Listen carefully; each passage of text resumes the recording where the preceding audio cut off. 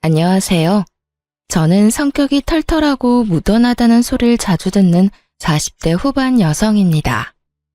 어린 시절에는 다혈질이었던 저도 나이를 먹으니 점점 그 불같은 성미가 사라지더군요.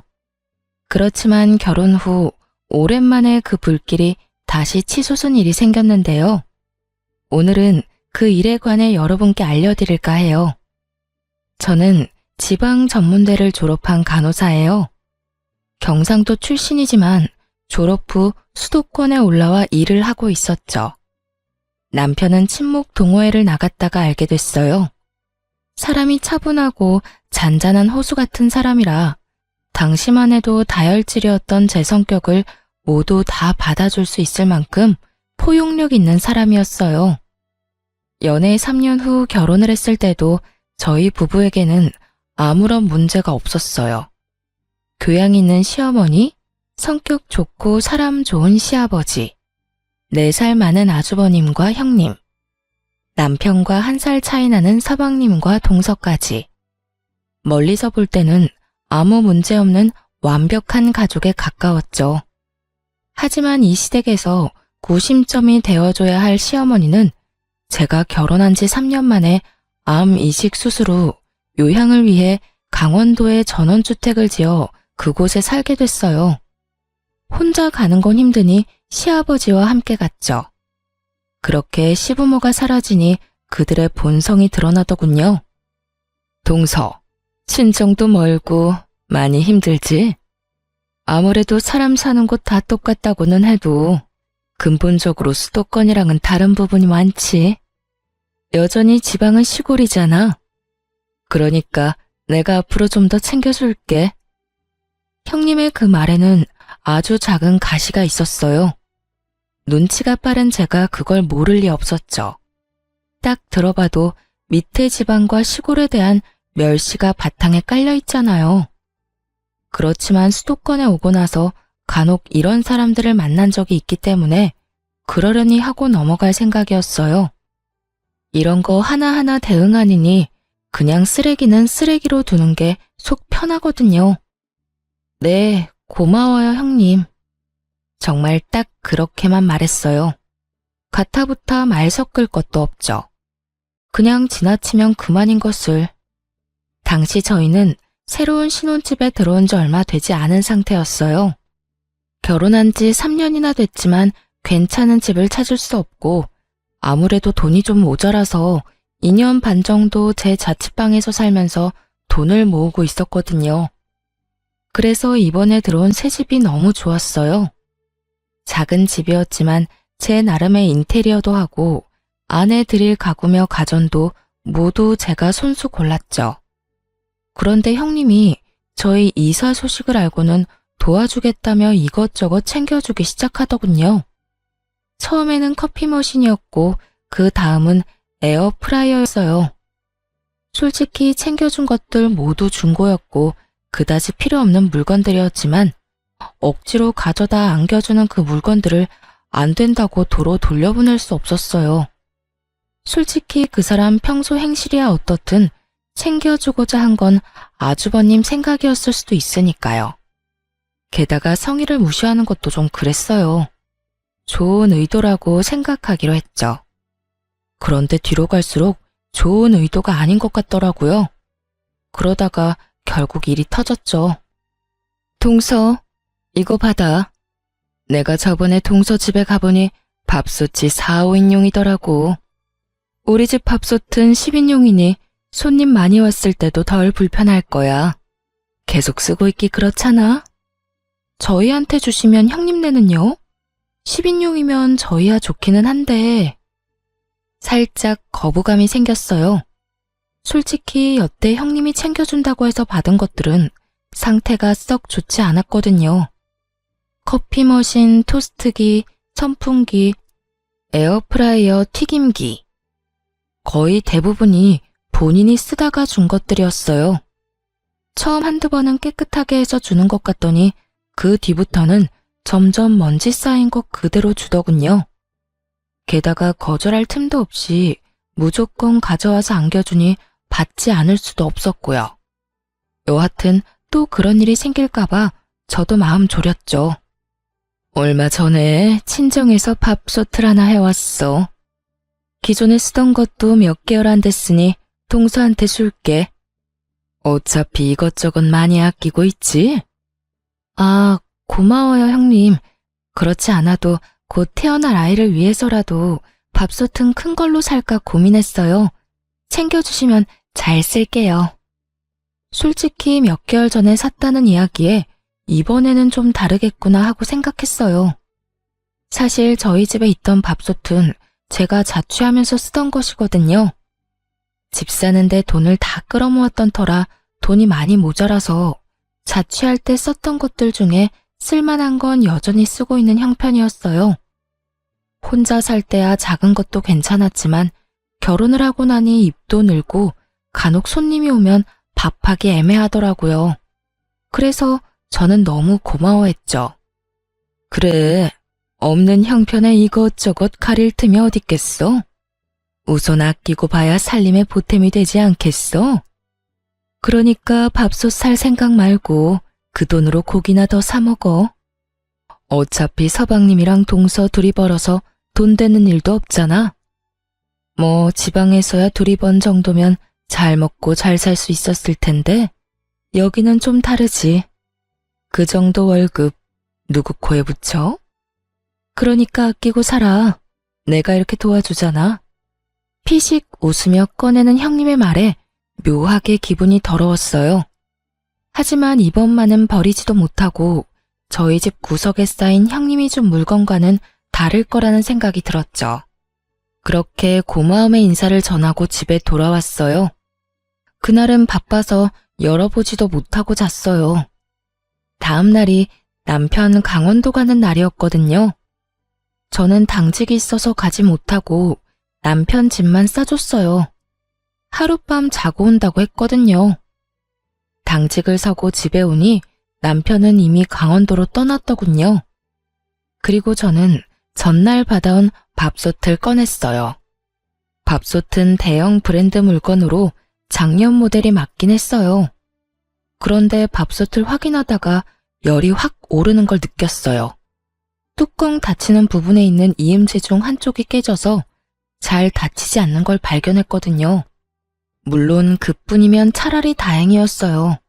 제품 뒤쪽에 있는 물바지에는 얼마나 오랫동안 안 씻었는지 곰팡이가 가득 펴 있었고요.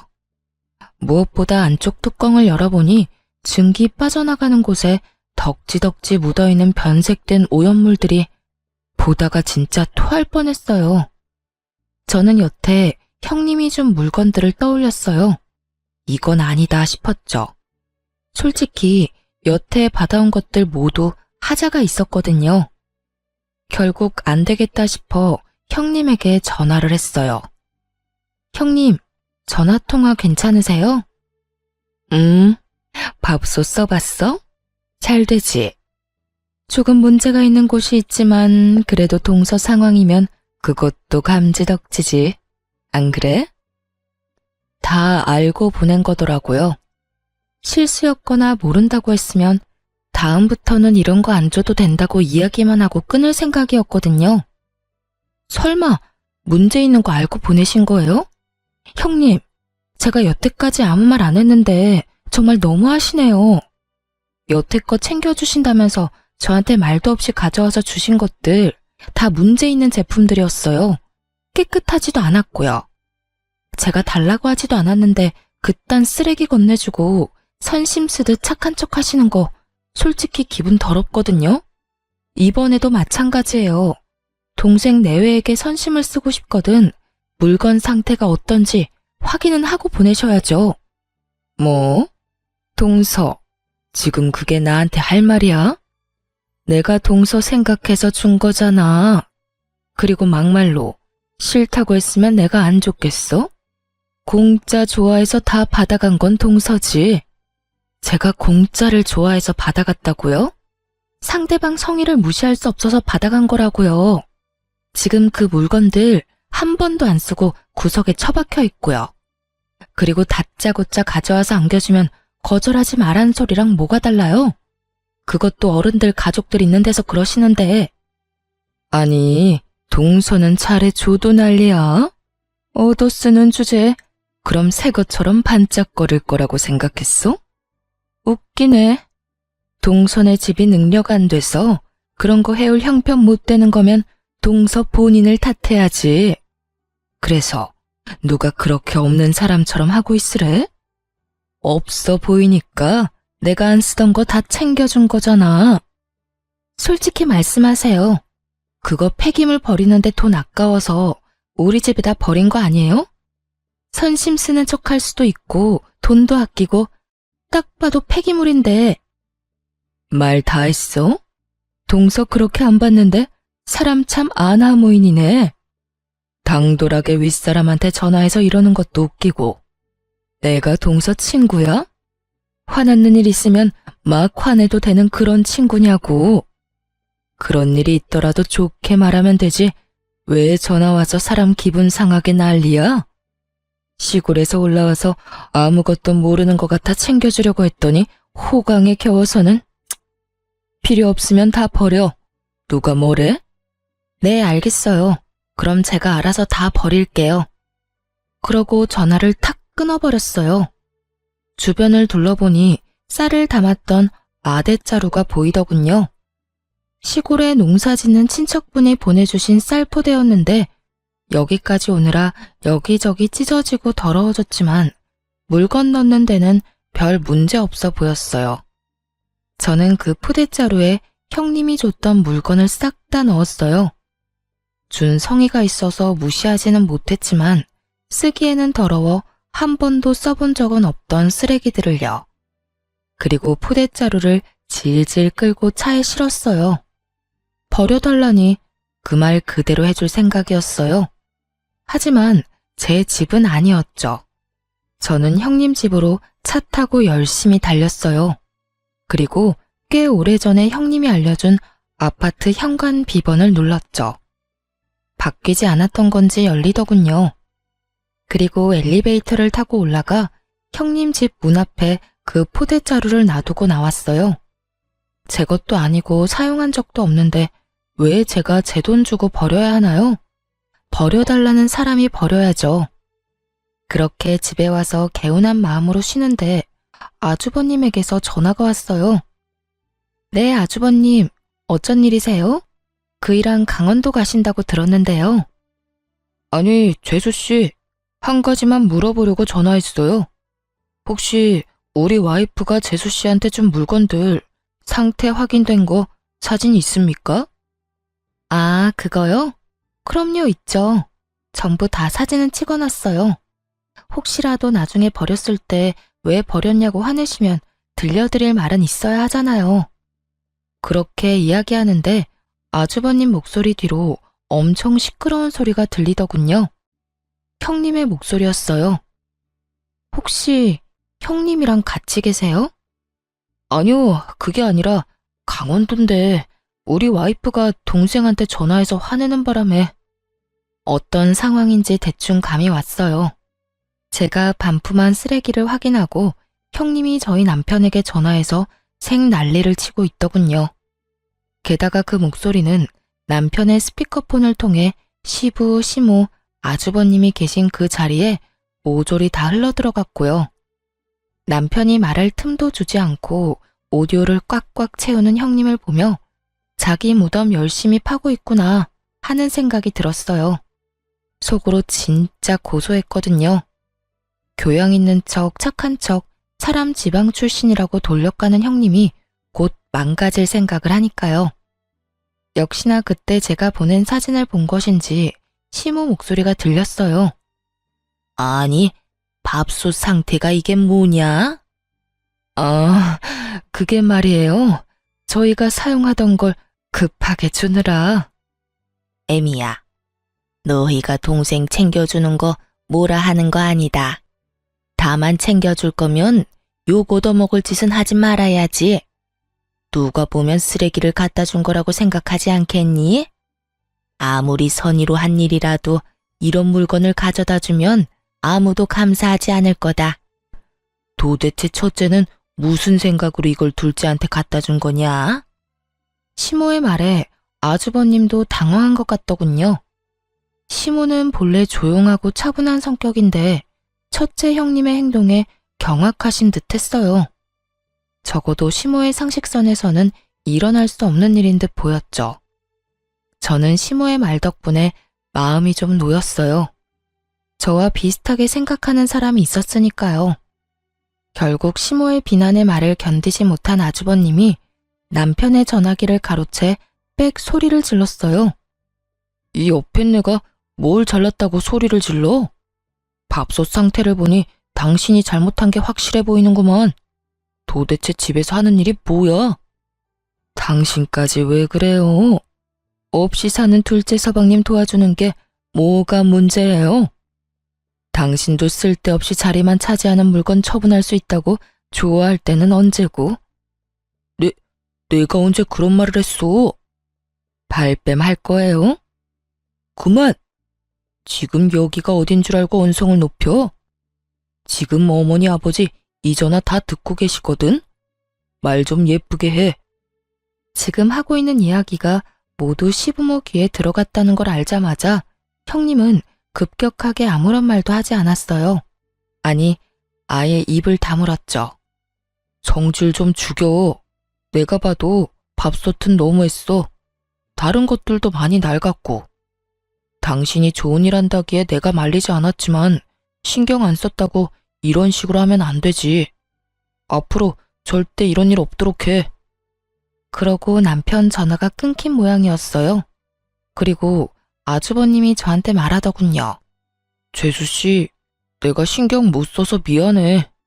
우리 와이프도 나쁜 뜻으로 그런 거 아닌 거 알지? 내가 따끔하게 혼내놨으니 다음부터는 안 그럴 거야. 아주버님이 제게 사과하며 전화가 끊어졌어요. 나중에 집에 돌아온 남편에게 물으니 제가 들은 것보다 더 대단했다고 하더군요. 전화하자마자 서방님 어쩌면 이럴 수 있냐? 동서가 해도 너무하지 않냐? 그렇다고 쓰레기를 우리 집 앞에 버리면 어쩌냐 해서 스피커폰으로 돌린 거래요. 쓰레기를 우리한테 버린 건 생각도 안 하고 지금 당신한테 화낸 거야? 형님도 진짜 너무하시네. 나랑 싸웠으면 나랑 끝을 내야지. 왜 당신한테 전화를 해? 내가 쉬워 보였겠지. 형님이랑 같이 강원도 가는 거 깜빡하신 모양이더라. 알고 있었으면 나한테 그런 소리 했을까 싶어. 미안해. 괜히 당신 기분 나쁜 소리 듣게 만들었네. 당신이 사과할 게 뭐가 있어. 이게 다 우리가 너무 좋게만 생각해서 그런 거지. 앞으로는 그런 거 준다고 해도 받지 말자. 우리가 달라고 한 것도 아니고. 그런 걸 주고도 상대방이 감사해야 할 거라는 생각은 도대체 어떤 머리에서 나오는 건지 모르겠네. 남편도 저도 공감하는 말이었어요. 그렇게 그 뒤로 저희 가족과 형님네 가족은 그런 일로 싸울 일은 없게 됐죠. 쓰레기는 자기들이 돈 내고 버려야죠. 왜 남의 집에 쓰레기를 버리나요? 여하튼 그 뒤로 형님과 얼굴 마주칠 때마다 서로 정색하는 어색한 사이가 됐어요. 솔직히 저야 속 편했죠. 매번 지방 시골 이야기하면서 사람 까는 말 듣고 있는 것도 하루 이틀 일이지 이젠 그 말 안 들어서 좋더라고요. 그렇게 형님과는 서로 간섭하지 않기로 은연중에 정리가 됐는데 동서는 또 다르더군요. 동서는 수도권에 있는 좋은 대학을 나와서 대기업에 취직한 재원이었어요. 본인의 학교나 직업에 대한 자부심도 대단했고 무엇보다 저와 동갑이라서 결혼 직후에는 저의 그런 정보를 얻으려고 엄청 애썼어요. 둘째 형님은 대학교 어디 나오셨어요? 저희 친정에서 학교 다녔어요. 어차피 전문직이라 기본만 배우고 실습이나 경력을 어디서 쌓느냐에 따라 또 다르거든요. 병원도 요새는 세분화돼서 잘 나뉘어져 있어서. 그렇게 생각하시면 안 되죠. 그래도 학벌과 지연이 얼마나 중요하고 많은 부분을 차지하는데. 그렇지 않아도 저희 회사 지잡대 나온 직원 한 명 있거든요. 우리가 하는 대화에 끼지도 못하고 무슨 말인지 알아듣지도 못해요. 게다가 묘하게 눈치도 없어서 상황 파악도 못하거든요. 뭐 지잡대 나왔다고 다 그런 건 아니겠지만 대부분은 그런 사람들이니까요. 동서의 말을 듣는 내내 표정 관리하기 어려웠어요.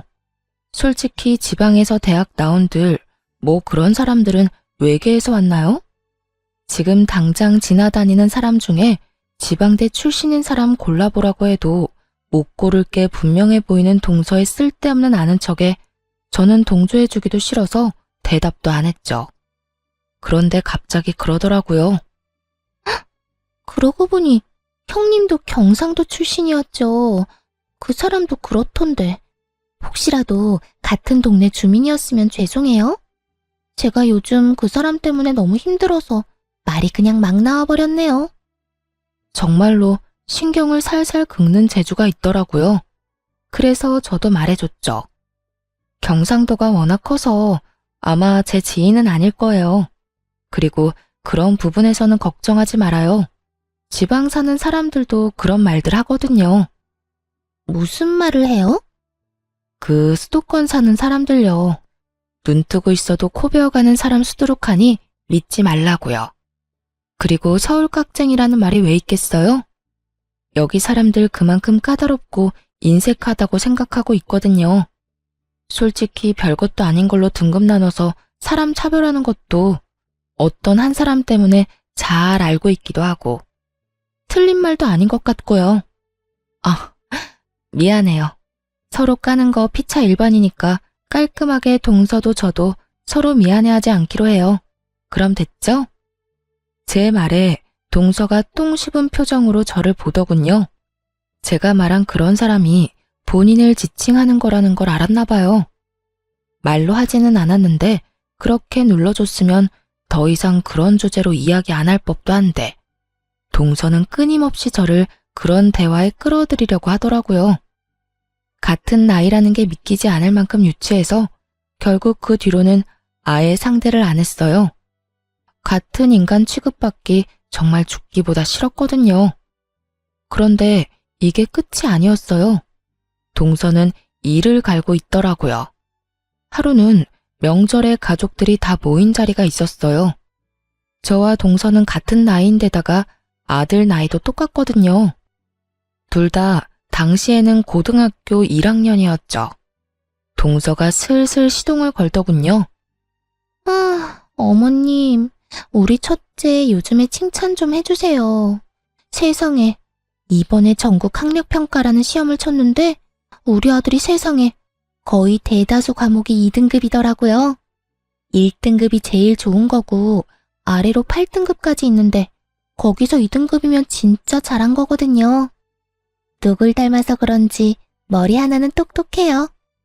대놓고 자식 학력 자랑하는 걸 보니 아, 또 시작이다 싶었어요.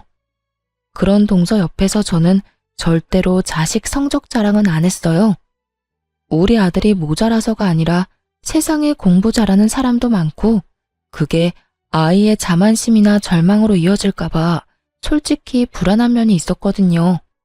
그래서 어딜 가든 저는 저희 아이들의 인성을 칭찬하면 칭찬했지 학업 성취로 칭찬한 적은 없었어요. 사람들이 없을 때 잘했다고 과하게 칭찬해주는 건 있었지만요. 형님이 듣고 있다가 부러워하면서 대답하더라고요. 어머, 막내 동서 진짜 좋겠다. 우리 아들은 공부를 영 안 해서 망쳤잖아. 좋은 대학 졸업 못할 것 뻔하니까 그냥 대충 구색 맞추기로 대학 갔다가 졸업과 동시에 사업하는 제 아버지 밑에서 일 배우라고 하려고. 근데 걔는 어느 대학 가고 싶어서 그래? 아직 진로는 이르죠. 3년 남았고 이 정도 성적이면 어딜 가도 갈 수 있을 테니까. 어떤 곳이든 제가 밀어줄 생각이에요. 될성부른 떡잎은 알아본다니까요. 참 김칫국도 시원하게 들이키고 있더군요. 물론 잘하는 아이가 계속 잘할 수도 있지만 굳이 그걸 입 밖으로 내지 않는 게 더 좋을 텐데 왜 저러나 싶었어요. 그런데 동서가 제 눈치를 살살 보더니 결국은 제 아들 이야기를 꺼냈어요. 그러고 보니 둘째 형님네 아들은 어때요? 전국 평가라서 둘째 형님네 아들도 시험 쳤잖아요.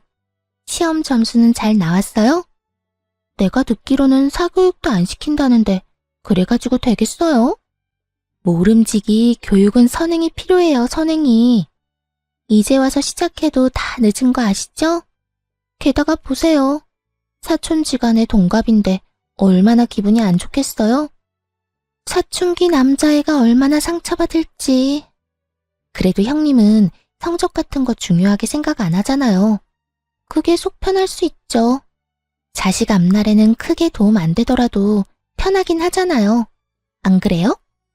정말 몰상식하고 속 끓는 소리 하는 데는 1인자더군요. 제가 한숨을 푹 쉬자 듣고 있던 시모가 동서에게 한마디 했어요. 막내야, 애들끼리 비교하는 거 아니다. 왜 경쟁의식을 부추기고 있어?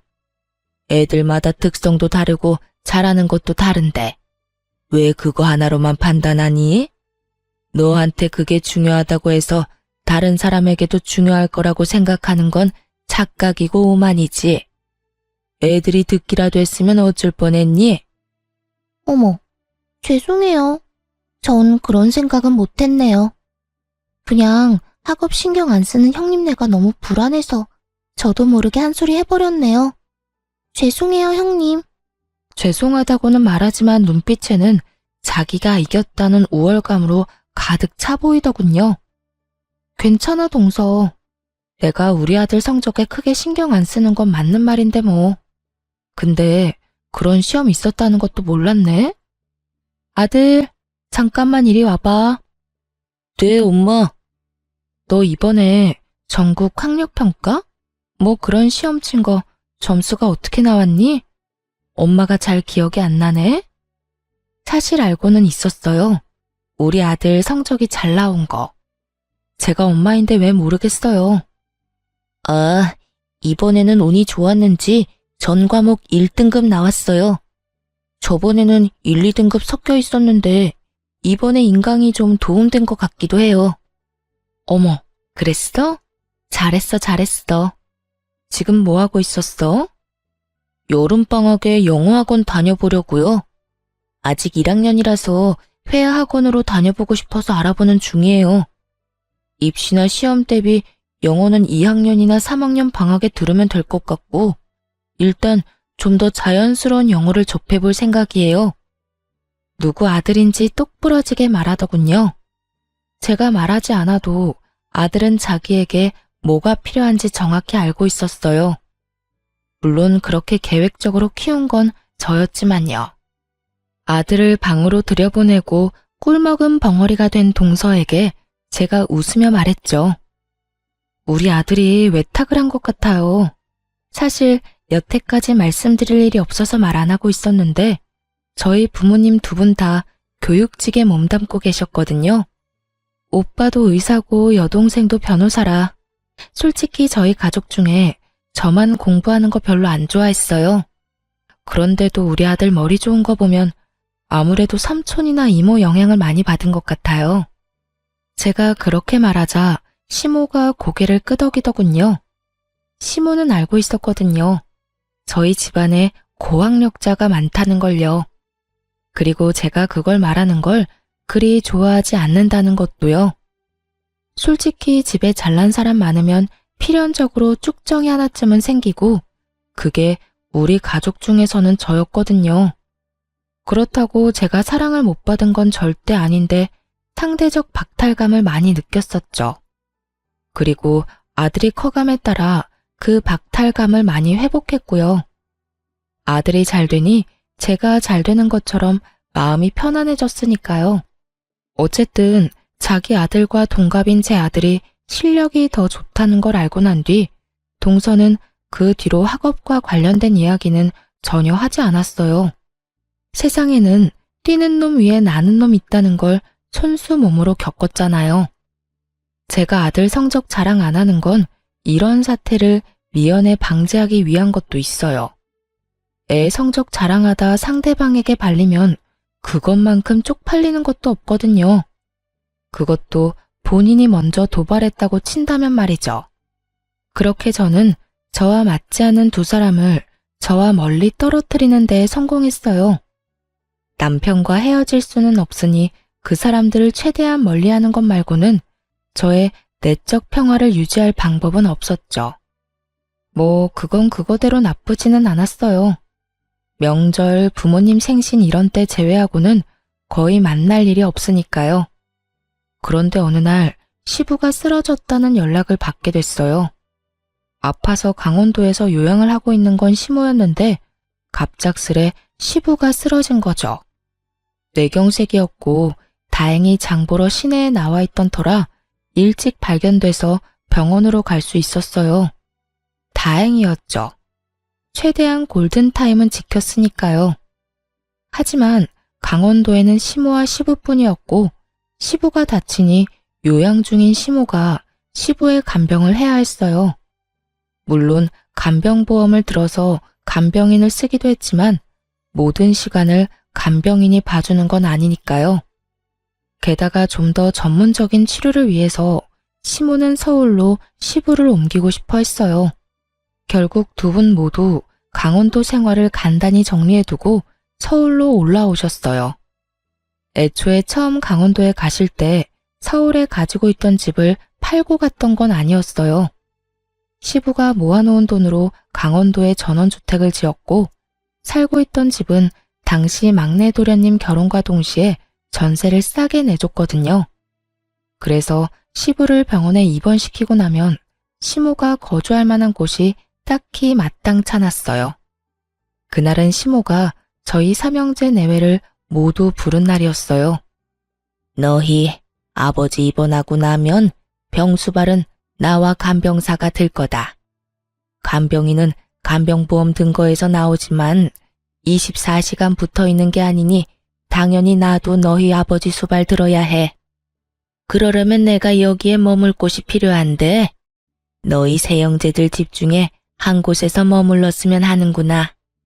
자식이 셋이나 되는데 누구 하나는 같이 살 사람 있지 않겠니? 시모 말에 일순 그 공간이 조용해졌어요. 그러더니 형님이 갑자기 막내 동서를 바라보며 말하더군요.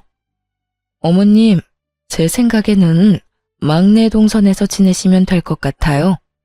동서 살고 있는 집도 어차피 어머님 댁이었고 거기 전세 싸게 주고 들어갔잖아요.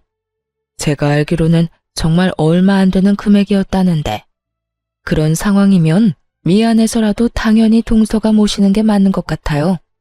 마치 결정했다는 듯 통보하는 형님에게 동서가 눈을 부라리며 답했죠. 큰형님, 말씀 참 이상하게 하시네요. 이런 일에 당연이라는 말이 어디 있어요? 솔직히 당연한 걸로 치자면 큰형님이 모시는 게 맞는 거죠. 전업주부에 할 일도 없는 데다가 무엇보다 맏며느리잖아요. 그리고 형님네는 아주버님 혼자 벌어도 먹고 사는데 지장 없지만 우리는 전혀 달라요. 맞벌이를 해야 지금 애들 교육비라도 건져요. 하긴 교육에 신경 안 쓴 형님네야 그런 거 전혀 모르겠지만요. 그리고 고3 애들 있는 집이잖아요. 우리의 수업 망치면 책임지실 거예요? 동서 말하는 것 좀 봐. 어떻게 그런 식으로 말해? 시부모님 일이야. 그리고 확실하게 두 분 혜택 받고 있는 건 동서고. 내가 전업주부라고 할 일 없는 것처럼 말하는데 그거 다 편견이야. 내가 남편 사업 때문에 얼마나 바쁜지 모르지? 나도 왔다 갔다 힘들어. 그런 사람한테 꼭 일을 더 시켜야겠어? 아니 형수님, 말씀 좀 너무하시네요. 우리가 무슨 혜택을 받아요? 우리도 돈 내고 그 집에서 사는 건데. 생각을 좀 하시고 말씀하세요. 야, 너 네 형수한테 그게 무슨 말버릇이야? 그리고 너희 전세 가격이 근방에서 제일 싼 건 알아? 네가 부모님 아니었으면 그런 집에서 살 수 있었겠어? 나 같으면 부끄러워서라도 내가 모시겠다고 하겠다. 결혼하면서 돈 한 푼 없어서 부모님 손 벌린 주제에. 형님, 말 다 했어요? 어느새 첫째 형님과 동서의 다툼은 첫째 아주버님과 서방님의 싸움으로 번졌고 두 사람이 멱살을 잡으며 누가 잘했니 못했니 옥신각신하고 있었어요. 결국 누구 하나 피볼 것 같으니 남편이 깜짝 놀라 두 사람을 말리고 들었죠. 형님, 막내야, 그만 좀 해. 어머님 보시는 앞에서 이게 무슨 주대야? 둘째, 네가 하면 되겠네. 재수씨 간호사라 수발도 잘 될 거고 집에 무슨 일 생기면 처치도 빨리 할 수 있을 거 아니야. 그냥 너희 집에서 모시면 되겠네. 맞아. 형네가 모시는 게 맞는 거네. 간호사 며느리 뒀다 어딨어? 이럴 때 쓰는 거지. 그렇게 싸우다 우리 쪽으로 불통을 투하하더군요. 솔직히 현실성 없는 이야기라서 가만히 있었는데 결국은 우리 쪽으로 몰더군요. 솔직히 정말 하기 싫었어요. 환자 치료에 감정 노동까지 하는 간호사 일이 만만치 않다는 걸 아무도 모르더군요. 저도 일하고 난 뒤에는 집에서 손가락 하나 까딱하지 않고 쉬고 싶은 사람이었죠. 그런데 그렇다고 아픈 어르신 둘 데리고 또 죽어도 못 해드린다 말하고 그러는 것도 좀 인간적으로 아니라고 생각했어요. 그렇지만 저희도 사정이 그리 좋지만은 않았죠. 집은 23평이고 건장한 아들이 둘이나 있는 집이었죠. 코딱지만한 방 3개를 아들 둘과 부부가 나눠 쓰고 있었거든요. 아무리 봐도 시모를 모실 자리가 없었어요. 저는 깊은 한숨과 동시에 남편에게 물었죠. 돈 많이 벌 자신 있어? 어머님 모시려면 좀 더 큰 집에 가야 해. 이 평수로는 거의 답도 안 나와. 저는 시모를 모시지 않겠다고 말하진 않았어요. 다만 현실적인 문제를 말했죠. 만약 당장이라도 큰 집에 갈 수 있다면 모시는 것도 가능할 것 같았거든요. 안 되면 대출 받으면 되지. 기존 대출 거의 다 갚아가잖아. 아니면 이 집도 가격 많이 올랐으니까 팔고 조금 더 외곽에 있는 큰 집을 대출 끼고 사도 되고. 그리고 나 많이 도와줄 거지? 나 혼자 모든 걸 감당하게 하지만 않으면 나도 2분 모시는 거 괜찮아. 당연하지. 내가 많이 도와줄게. 지금도 많이 도와주고 있잖아. 정말로 남편은 저를 잘 도와주는 사람이었고 약속까지 하니 마음이 좀 놓였어요. 그래서 제가 시모에게 말했죠. 그이가 많이 도와준대요, 어머님. 그럼 저희 집에 가세요.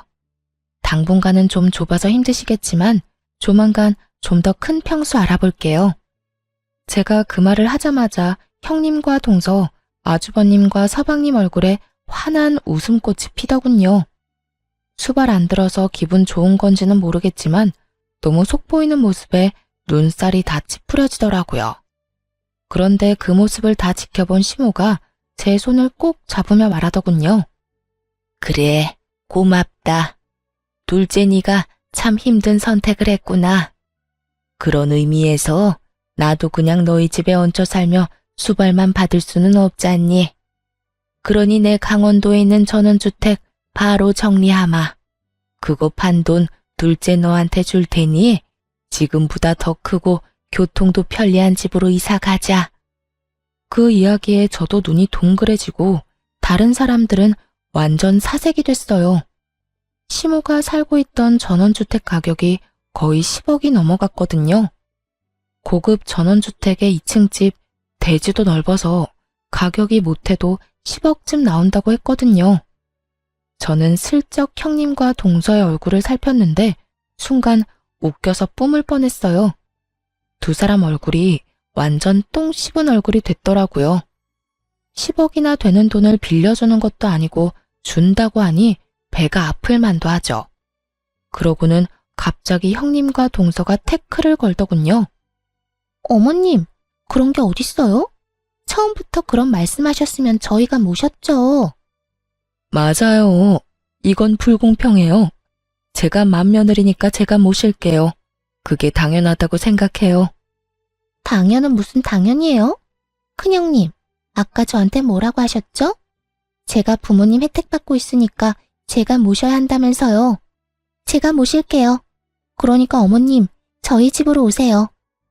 정말 속안이 투명하게 비칠 만큼 날 것 그대로의 속보이는 반응이었어요. 서로 자기가 하겠다고 우기더니 갑자기 둘이서 또 저를 공격하더군요.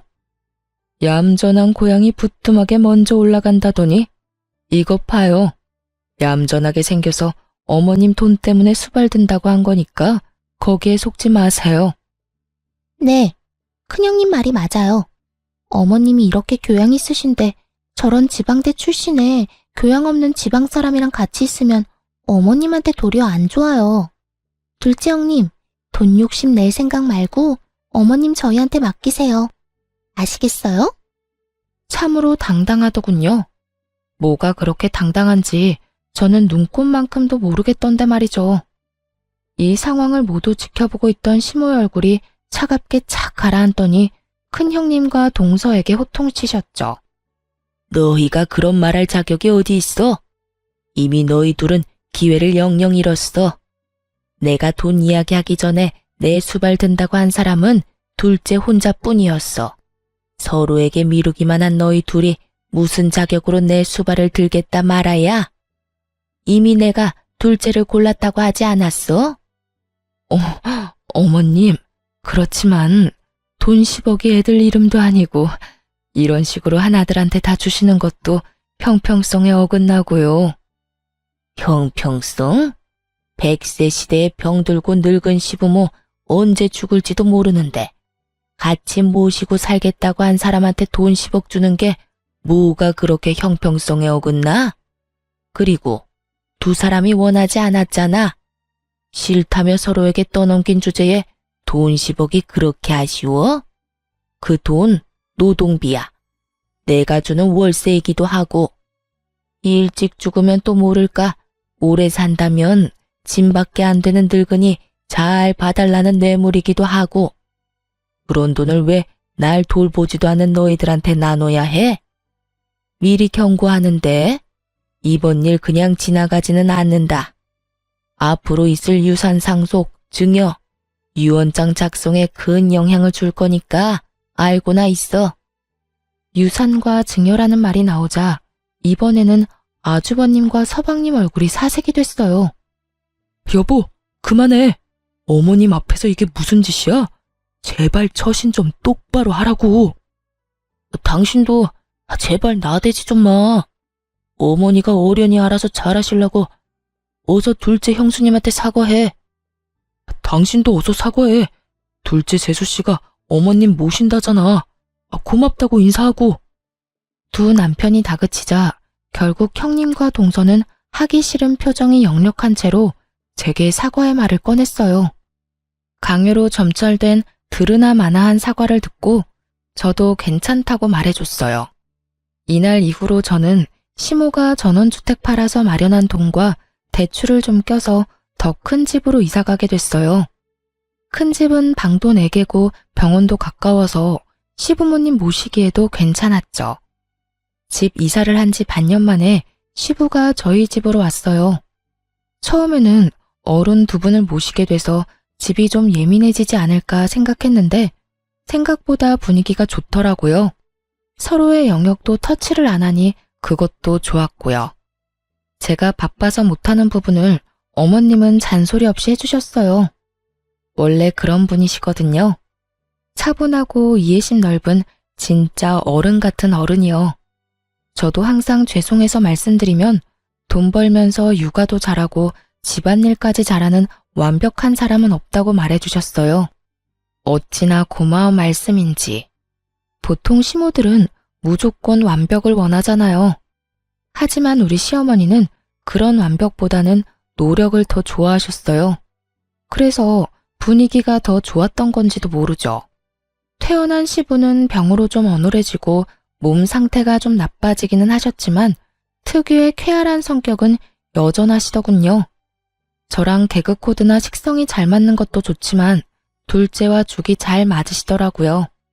같이 게임 같은 것도 하고 산책도 같이 나가는 거 보니 너무 좋았어요.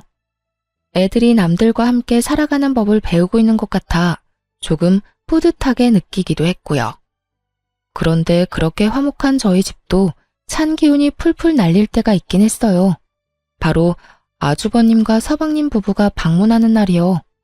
항상 올 때마다 시부모님에게 그 말을 꺼내거든요. 어머니, 언제까지 둘째 집에 있을 겁니까? 이제 저희 집도 준비가 됐어요. 와이프한테 사업 맡길 일도 없고 이미 자식들도 모두 독립해서 집도 널널하고 좋습니다. 그러니 이제 그만 저희 집으로 오세요. 그러지 말고 저희 집은 어떠세요? 구관이 명관이라고 옛날 살던 집이 좋고 근처에 어머니 아는 분들도 많잖아요. 저희도 첫째 대학 들어가서 둘째만 남았거든요. 걔는 공부 못해서 신경 안 써도 되니 두 분한테 모든 신경 쏟을 수 있어요. 그러니 저희 집으로 오시면 돼요. 일 없다. 내가 너희들 집에 왜 가? 여기가 이렇게 내 집 같고 좋은데. 늙은이한테 또 새로운 환경에 맞춰 살라는 말이냐? 노인 공경도 몰라. 어머님, 그렇지만 이러면 안 되죠. 이런 식이면 대놓고 차별하시는 거랑 뭐가 달라요? 그 말이 맞아요, 어머님. 저희들한테도 기회는 한번 주셔야죠. 그래야 잘 모실 수 있는지 없는지를 알 수 있잖아요. 너희는 여태 니들이 둘째한테 한 건 생각 안 하지? 내가 그걸 다 봤어. 첫째, 네가 둘째 지방에서 올라왔다고 깔보고 무시하는 거 1년에 몇 번 만나지 않은 나라도 알 정도로 노골적이고 지저분한 일이었어. 그리고 막내, 네가 둘째 출신 때문에 한 소리 하는 거 그것도 얼마나 꼴불견인지 아니? 둘 다 어쩜 이렇게 괘씸한 짓만 골라서 하는지. 결국 그렇게 화를 내신 시모가 아주버님을 쳐다보며 한마디 툭 던지셨어요. 너는 아버지한테서 빌려간 사업자금 언제 갚을 거니? 너희 집에 오라고 설득하기 전에 빌려간 돈부터 갚을 생각을 해야지. 그러자 아주버님과 큰형님이 합주기가 됐어요. 입이 있는들 무슨 말을 하겠어요? 아주버님이 시부에게 빌려간 돈이 1억을 넘었으니까요. 아주버님을 쫓아낸 시모가 이번에는 서방님을 보며 말했어요. 너는 집 빌려준 지가 벌써 몇 년째인데 거기서 나올 생각을 안 해? 그 집, 내가 그 전세 받고 빌려준 건 너희가 미래에 더 좋은 집을 갈 거라고 생각했기 때문이야. 그런데 여태껏 느릿느릿 이제 더는 못 참겠으니까 너희도 이제 내 집에서 나가서 새로운 집 찾아보거라. 곧 내놓을 테니까. 어머니, 어머니. 4명이 이구동성으로 외치더군요. 하긴 그럴 수밖에 없죠. 지금 시부모에게 지원받은 모든 걸 뺏기게 생겼는데 그 상황에서 예, 그러겠습니다 하는 쪽이 더 이상한 거죠. 왜? 뭐가 억울해? 둘째네는 나한테 받아간 것도 없고 다 본인들 알아서 했어. 그런 와중에도 나랑 너희 아버지 함께 모시겠다고 해준 사람이야. 부모님한테 받아간 것도 많으면서 책임은 지지 않으려는 너희가 뭐가 억울해? 지금 너희가 가지고 간 것까지 돌려줄 생각 아니면 여기 와서 이렇게 난리들 치지 말어. 잘 사는 사람들 속 뒤집지 말고. 결국 4명 모두 돈 때문에 어머니한테 그런 말 아니라며 마치 변명하듯 말을 던져놓고는 밖으로 나가더군요. 그 뒤로 저희 집에 찾아와서 시부모에게 자기네 집에 가자며 꼬시는 사람은 없어졌어요. 그 사람들이 더 이상 찾지 않으니 속이 다 시원했죠. 그러게 처음부터 남한테 맡길 생각으로 남한테 미루기 전에 상황 파악을 잘했더라면 그 누구가 됐든 우리보다는 더 좋은 조건으로 이제 와서 후회하고 매달리는 일은 없었을 거예요. 그저 눈앞에 귀찮은 일만 치워보자고 남한테 미루다가 결국은 알짜배기도 모두 뺏기고 본인들 것이라 생각한 것도 뺏기게 생겼으니 말이죠. 저는 처음에 형님과 동서가 저를 차별하거나 괴롭힐 때 시모가 너무 지켜보고만 있으신 거 아닌가 하는 생각을 할 때가 있었거든요. 보고도 못 본 채 하고 있는 것처럼 말이죠. 하지만 이번 일로 깨달았죠. 안 보이는 것 같아도 다 보이는 법이고 평소 행실대로 걷어가는 거라고 말이죠. 저를 출신이나 학력으로 차별하는 사람들은 저희 가족들 중에는 없어요. 그런 이야기 꺼낼 때마다 시모와 시부께서 기함을 하시니 아무도 그런 이야기를 못 꺼내죠. 오늘 제가 들려드린 사연 즐겁게 보셨나요? 긴 글 읽어주셔서 감사하고 오늘도 즐거운 하루 되시길 바랍니다.